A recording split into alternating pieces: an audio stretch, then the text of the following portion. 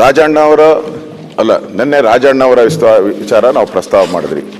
ಗೌರವಾನ್ವಿತ ನಮ್ಮ HK ಪಾಟೀಲ್ರವರು ಭಾಳ ಅವರು ಕಾನೂನು ತಜ್ಞರು ಭಾಳ ನೀಟಾಗಿ ಹೇಳಿದ್ರು. ಆ ಥರದ್ದು ಏನೂ ಇಲ್ಲ, ಆ ಥರದ್ದು ಏನು ಸಮಸ್ಯೆನೇ ಇಲ್ಲ.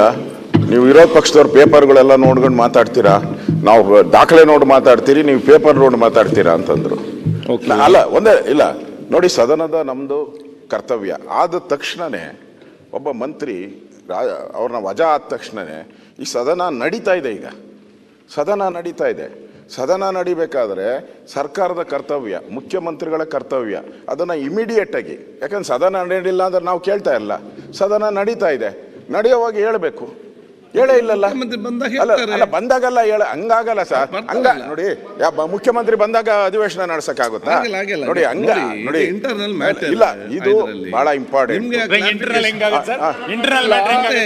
ರಾಹುಲ್ ಗಾಂಧಿ ಅವರು ಬೆಂಗಳೂರಿಗೆ ಬಂದು ಚುನಾವಣಾ ಆಯೋಗದ ಮೇಲೆ ಆರೋಪ ಮಾಡಿ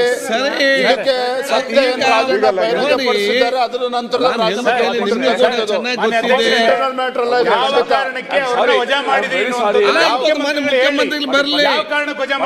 ಬರ್ತಾರೆ. ಈಗ ಅವರು ಹೊರಗಡೆ ಏನ್ ಹೇಳಿದಾರೆ ಅಂದ್ರೆ ಇದರಿಂದ ಒಂದು ಷಡ್ಯಂತ್ರ ಇದೆ, ಒಂದು ಪಿತೂರಿ ಇದೆ ಅಂತ ಹೇಳಿದಾರೆ. ಯಾರು ಪಿತೂರಿ ಮಾಡಿದ್ರು, ಯಾರು ಷಡ್ಯಂತ್ರ ಮಾಡಿದ್ರು ಗೊತ್ತಾಗ್ಬೇಕಲ್ಲ. ಒಬ್ರು ಮಾತಾಡಿ. ಒಂದೇ ನಿಮಿಷ ನಾವೇನ್ ಜಾಸ್ತಿ ಸಮಯನ ಕೇಳಲ್ಲ.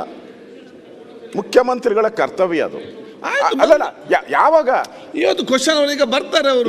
ನೋಡಿ ನೆನ್ನೆ ಆಗಿರೋದು ಘಟನೆ, ನೆನ್ನೆನೇ ಹೇಳ್ಬೇಕಾಗಿತ್ತು. ನೆನ್ನೆ ಆಗಿರೋದು ಅವರು ಈಗಾಗಲೇ ನನ್ನ ಮೇಲೆ ಷಡ್ಯಂತ್ರ ಆಗಿದೆ, ನಮ್ಮ ಪಾರ್ಟಿಯವರೇ ಮಾಡಿದ್ದಾರೆ ಅಂತ ಅವ್ರು ರಾಜೀನಾಮೆ ಕೊಟ್ಟಿದ್ದಾರೆ. ಅವರು ರಾಜೀನಾಮೆ ಅಕ್ಸೆಪ್ಟ್ ಮಾಡಿಲ್ಲ. ಮುಖ್ಯಮಂತ್ರಿಗಳು ವಜಾ ಮಾಡಿದ್ದಾರೆ. ರಾಹುಲ್ ಗಾಂಧಿ ಅವರ ಓಟು ಪಾಲಿಟಿಕ್ಸ್ ಏನಿತ್ತು, ಆ ಓಟ್ ಪಾಲಿಟಿಕ್ಸ್ಗೆ ಸತ್ಯ ಹೇಳಿದ್ಕೋಸ್ಕರ ಬಲಿ ಮಾಡಿದ್ದೀರ ಅವ್ರನ್ನ. ಸತ್ಯನೇ ಹೇಳ್ಬಾರ್ದಾಗದೆ.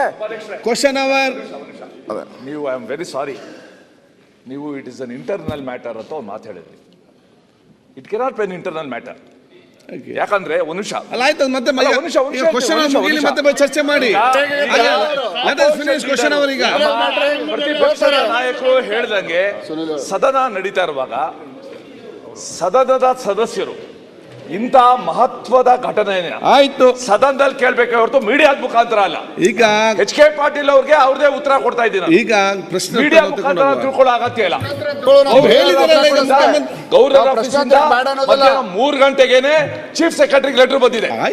ಅವ್ರ ಮೂವ್ ಮಾಡಿದೀವಿ ನಾವು. ಒಂದ್ ಸೆಕೆಂಡ್ ಲಾ ಮಿನಿಸ್ಟರ್ ಕತ್ತಲಲ್ಲಿ ಇಡಬೇಡಿ.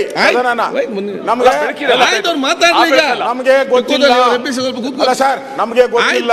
ನಾವು ಕತ್ತಲಲ್ಲಿದ್ದೀರಿ, ಪೇಪರ್ ಟಿವಿ ನಂಬಲ್ಲ. ಇವರೇ ನಾಯಕರು, ಅವರೇ ಹೇಳಿ. ನನ್ನ ಹೇಳಿದ್ರಲ್ಲ